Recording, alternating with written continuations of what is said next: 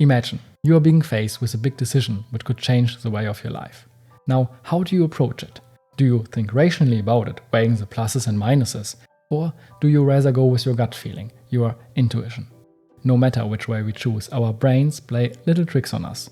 Often unconsciously, we experience errors in our thinking, namely cognitive biases. And we have to be aware of those errors in our thinking, of those cognitive biases, in order to make better decisions in our everyday lives.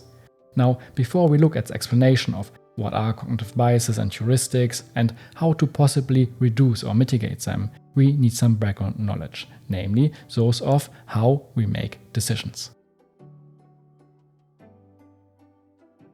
The pioneer of cognitive biases and heuristics, psychologist Daniel Kahneman, wrote the fantastic book Thinking Fast and Slow, which is a clear recommendation to read. And in it, he explains roughly that our thinking functions in two ways. And to illustrate it, he uses two characters, namely System 1 and System 2. System 1 operates automatically and quickly, with little or no effort and no sense of voluntary control. System 2 allocates attention to the effortful mental activities that demand it, including complex computations. The operation of System 2 are often associated with the subjective experience of agency, choice and concentration by Daniel Kahneman. Our System 1 is automatic and intuitive. Our System 2 is effortful and rational. We most often associate ourselves, or the I, what we feel is the I, with System 2. System 1 and System 2 do not literally exist in the body. They are theoretical constructs that should explain physical processes in our brains. It is more like System 1 does X, is a shortcut for X occurs automatically. When we react in milliseconds to a dangerous situation, that is our System 1, our fast-thinking and intuitive thinking system, so to speak. When we later on reflect about the situation or reflect about our learnings, what we can learn from the situation, that is our System 2, where we have to slow down, where we have to put effort in to think. While most of the time both ways of thinking are correct and useful, they also can have errors. And System 1, our fast thinking system, is more prone to errors than System 2. Now the question arises, why do we even make those errors? There are many reasons why we are not completely rational robots and are making errors, like the influence of our emotions, limited cognitive capacity, and heuristics, and many more. To make fast and automatic decisions, talking about System 1, we use mental shortcuts, because we can't just process all the information around us in a really short time. And these mental shortcuts are called heuristics.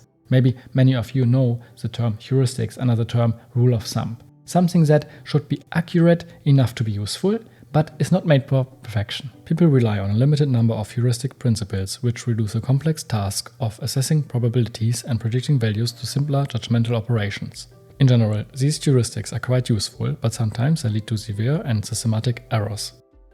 Systematic errors are known as biases, and they recur predictably in particular circumstances by Daniel Kahneman. Those circumstances which Daniel Kahneman talks about could be stress, emotional turmoil, and cognitive ease, and of course many more. And in those circumstances, it is likely that cognitive biases or errors in our thinking are creeping up. Now, the essence of it all is that we have too much information around us. We have to process too much. And for this we use mental shortcuts. And those mental shortcuts are called heuristics. Now, these heuristics, because we have to make shortcuts, can lead to errors. And when this from time to time happens in a predictable way, and it's always in the same situation, we call those systematic errors biases. And now what we can say that a bias is actually purely negative. Heuristic, on the other hand, are in many cases extremely useful, even if they sometimes lead to biases.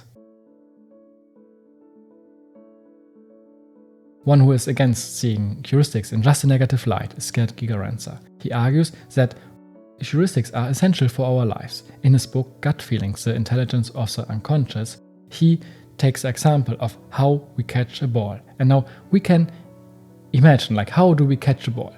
Do we think rationally about it and calculate with complicated formulas the trajectory of the ball, where it will be land and where we can catch it? Rather not. We use heuristics, we use rule of thumbs. Is there a simple rule of thumb that players use to catch balls? Experimental studies have shown that experienced players in fact use several rules of thumb. One of these is the gaze heuristic, which works in situations where a ball is already higher up in the air. Fix your gaze on the ball, start running, and adjust your running speed so that the angle of gaze remains constant. The angle of gaze is the angle between the eye and the ball, relative to the ground. A player who uses this rule does not need to measure wind, air resistance, spin, or the other causal variables. All the relevant facts are contained in one variable, the angle of gaze. Note that a player using the gaze heuristic is not able to compute the point at which the ball will land. Yet, the heuristic leads the player to the landing point, by Gerd Gigerenzer. This is one of the many examples where we can see the usefulness of heuristics. And we can also conclude that we don't have to worry in many cases, or in maybe most cases, about our heuristics, about our mental shortcuts in, for example, decision making, because in most cases they're accurate and useful. But still, in some cases, they can lead to these biases.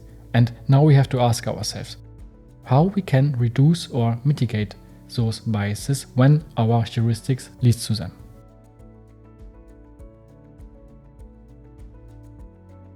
According to Daniel Kahneman, the way of overcoming errors of System 1 is the following. First, recognize situations in which errors can occur likely. Second, slow down. And third, ask System 2 for help. First, recognize the situation.